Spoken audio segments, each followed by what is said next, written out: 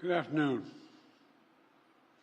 I've come here today to do what the Republicans in Congress refuse to do, take the necessary steps to secure our border. 4 months ago, after weeks of intense negotiation between my staff and Democrats and Republicans, we came to a clear bipartisan deal. It was the strongest border security agreement in decades. But then, Republicans in Congress, not all, but walked away from it.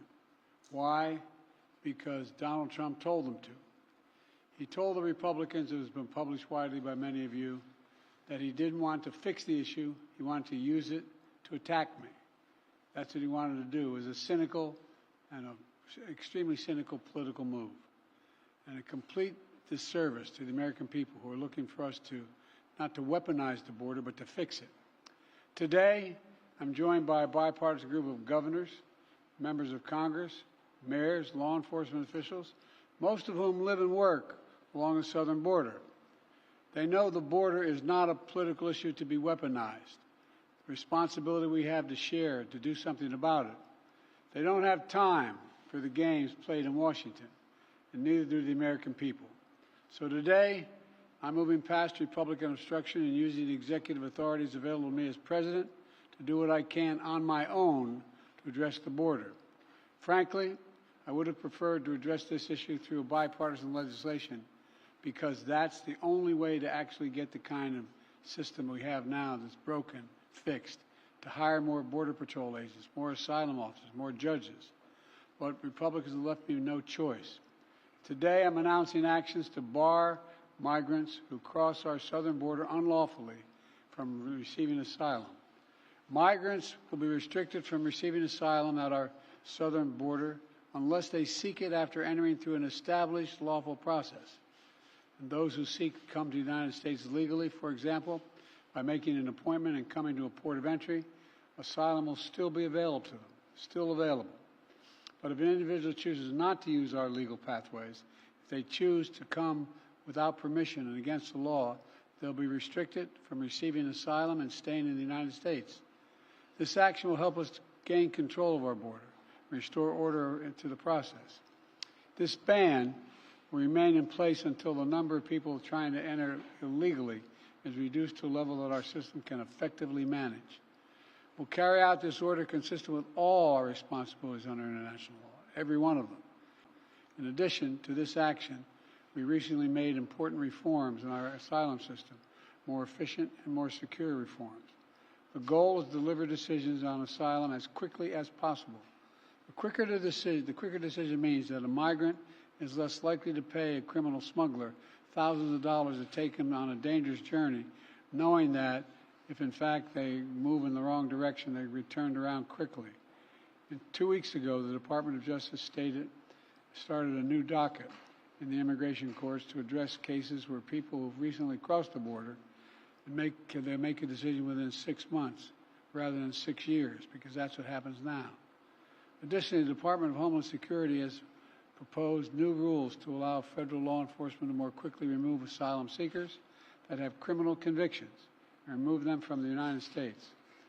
My administration has also recently launched new efforts to go after criminal networks that profit from smuggling migrants to our border, and incentivize people to give tips to law enforcement, to provide information that brings smugglers to justice. We're also sending additional federal prosecutors to hotspots along the border and prosecute individuals who break our immigration laws. One other critical step that we will be taking, and that has made a huge difference. We continue to work closely with our Mexican neighbors instead of attacking Mexico, and it's worked. We've built a strong partnership of trust between the Mexican President López Obrador, and I'm going to do the same with the Mexican-elect President who I spoke with yesterday. We've chosen to work together with Mexico as an equal partner, and the facts are clear.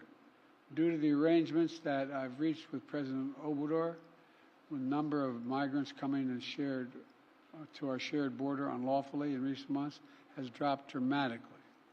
But while these steps are important, they're not enough.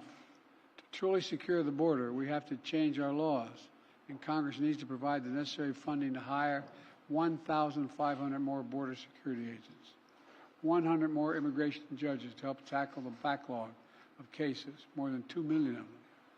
4,300 more asylum officers to make decisions in less than 6 months instead of 6 years, which is what it takes now. And around 100 more high-tech detection machines to significantly increase the ability to screen and stop fentanyl being smuggled into the United States. These investments were one of the primary reasons that the Border Patrol Union endorsed the bipartisan deal in the first place. And these investments are essential, remain essential. As far as I'm concerned, if you're not willing to spend the money to hire more Border Patrol agents, more asylum officers, more judges, more high-tech machinery, you're just not serious about protecting our border. It's as simple as that. I believe that immigration has always been the lifeblood of America.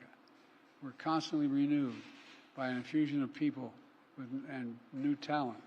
The Statue of Liberty is not some relic of American history. It stands for who we are as the United States.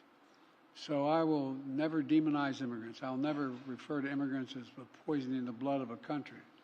And further, I'll never separate children from their families at the border. I will not ban people from this country because of their religious beliefs. I will not use the U.S. military to go into neighborhoods all across the country to pull millions of people out of their homes and away from their families to put detention camps while awaiting deportation, as my predecessor says he will do if he occupies his office again. On my very first day as president, I introduced a comprehensive immigration reform plan to fix our broken system, secure our border, provide pathways for citizenship for dreamers, and a lot more. And I'm still fighting to get that done. But we must face the simple truth. To protect America as a land that welcomes immigrants, we must first secure the border and secure it now. The simple truth is there is a worldwide migrant crisis. And if the United States doesn't secure our border, there's no limit to the number of people who may try to come here, because there's no better place on the planet than the United States of America. For those who say the steps I've taken are too strict, I say to you that be patient. And goodwill of American people are wearing thin right now. Doing nothing is not an option. We have to act. We must act consistent with both our law and our values as Americans. I'll take these steps today, not to walk away from who we are as Americans, but to make sure we preserve who we are for future generations to come. Today, I've spoken about what we need to do to secure the border. In the weeks ahead, and I mean the weeks ahead, I'll speak to how we can make our immigration system more fair and more just. Let's fix the problem and stop fighting about it. I'm doing my part. We're doing our part. Congressional Republicans should do their part. Thank you very much.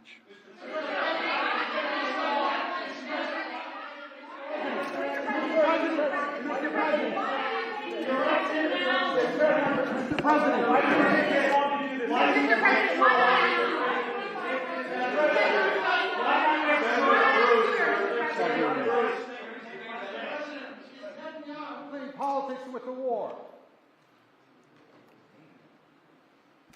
What was that?